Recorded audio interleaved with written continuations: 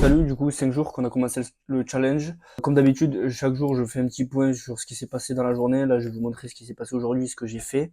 Ça a été une journée assez chargée pour moi. J'ai fait pas mal de trucs sur les marchés, donc je vais vous montrer ça tout de suite.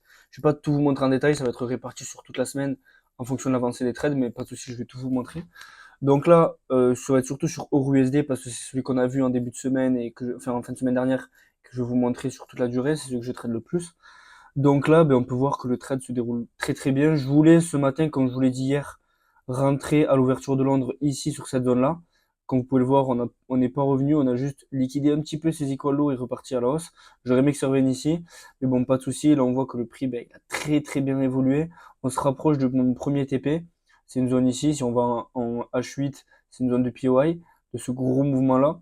Moi, ce qui m'intéressait, ce qui allait être le plus dur à faire, c'était de casser ce niveau-là. Et comme je vous l'ai dit, la higher time frame régit la lower time frame. Donc, je